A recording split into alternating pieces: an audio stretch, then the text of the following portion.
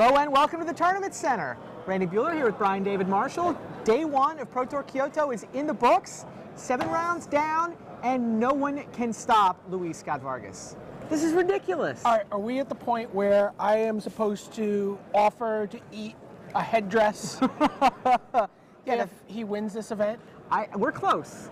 We're close. I mean, the famous bet, Kai Bude back in the day, Eric Taylor was like, he can't keep winning. He can't keep winning. If he wins this next Pro Tour, I'll eat my hat. There are pictures in the event archive of Eric Taylor eating a leather fedora with a bottle of ketchup. I have a very large head. I can't afford. I can't afford to do that to myself. Now, the run this guy on is absurd.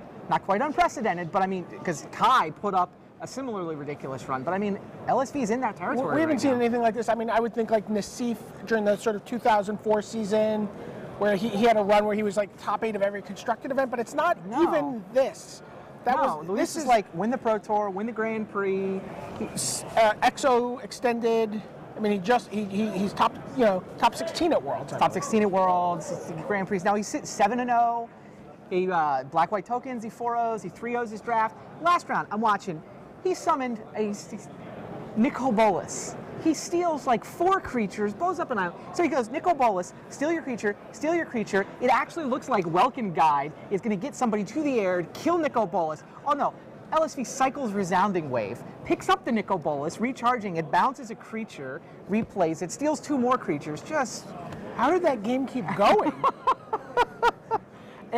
Yeah, he was playing it safe. I mean, he just has all the other guys. It didn't last much longer than that. He's making all the right decisions. Yeah. He's like, oh, maybe I'm blessed. Because he talked about some other players who are playing the same deck as him, not doing as well in Standard as he did. Sure. It's a Magic player at the height of his powers. His comment after the last match was, Nicol Bolas, that guy's worth 8 mana. He is, by the way. If you haven't had Nicol Bolas in play, highly recommend it. It's a lot of fun. The game doesn't last very much longer after that. There's a Facebook group dedicated to people who have scooped to scooped to Nicol Bolas. Scooped to Nicol Bolas. All right, so Luis Scott-Vargas sitting undefeated. You've also got, congratulations, Thomas Driessen is undefeated, and Akimasa Yamamoto from Japan undefeated. Driessen from the Netherlands. There have been Dutch speakers. I think every Pro Tour since Kuala Lumpur this year has had a Dutch speaker in the top 8. Frank Karsten just off top 8 in the Worlds. Got a nice collection of guys at 7-1, 6-1 as well. Just one match off the pace is Shuhei Nakamura. I just watched him play an insane match against former Rookie of the Year Sebastian Thaler. Oh sure, it was with the Merfolk deck putting up a run. Right. He feels Merfolk is a deck that people were sleeping on. Okay. He's like, everyone's talking about all these other archetypes. And he's like, this is a great deck that has good game 1s and just has great game 2s against everything. Oh, interesting. People aren't playing enough sideboarded to realize how good it is after sideboarding. Yeah, he's very excited about it. He feels like it's a great deck. 3-1 with that, and then he 2-0s and then runs into Nakamura in the last round. Nakamura, and the two of them had this Nakamura was at 1 for the longest time. Okay. And then Sludge Strider came out, and he's just putting down chump blockers and gaining a life, and then gaining another life when it chump blocks. And it was it was 2 players just playing super tight and super. It was a great match. Yeah, so Nakamura is on 6-1.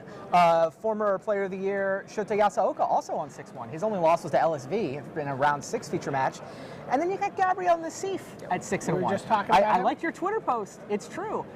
Gabriel Nassif is making a run at top 8, number 9. He would tie Kai Bude for the second most all time if he pulls this off. Bude's done a little better than him once he's gotten to the top 8. More wins, sure. But nine Pro Tour top 8s is just unbelievable. I mean, 8's pretty absurd, but I mean, that's true. 8 is just equally ridiculous. I wouldn't mind 1. Sorry, one. I recommend it. It's good.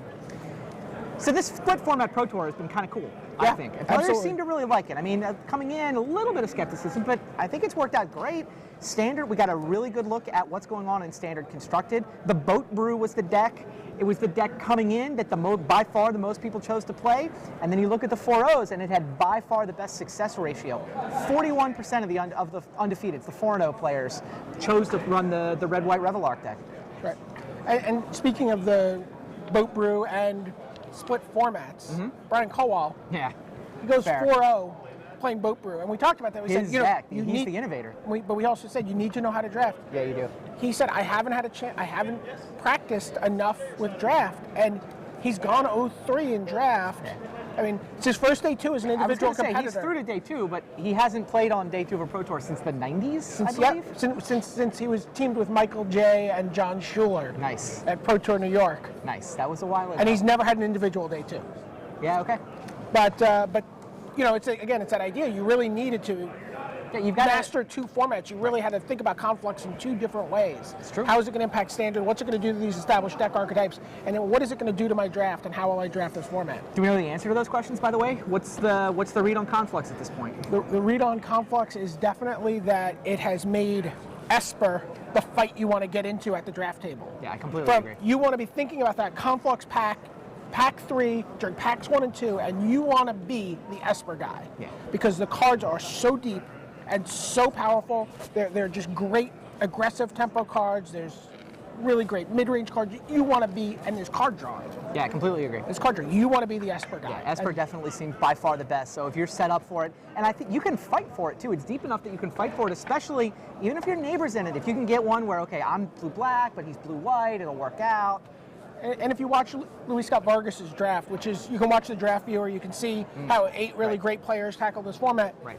Luis was Esper, but he was also 5-color. Yeah, he's first pick Stoic Angel. And knew that he was still intending to be Esper. Right. He's like, it's a really kind of a garbagey pack. And then for red, it was Nicol Bolas. And for red, it was Nicol Bolas. It was his 5th color. Yeah, he had, I think, 1 card that needed green, 1 card that needed red, and then other than that, he's Esper. So you can still do the 5-color thing within the framework of Esper and just sort of branch off from it a little bit. Well, these guys get to booster draft again in the morning. Everybody with a 4-3 record comes back 9 a.m. They're going to do another booster draft. We'll see who can jockey for Esper position, who's going to do well there. Then it'll be 4 rounds of standards. That's what it'll be. They'll be playing those standard decks that they started the tournament with to determine who goes to Sunday, and Sunday is also standard. So that's the scene from Pro Tour Kyoto. For Brian David-Marshall, this is Randy Buehler. We will see you guys for day 2.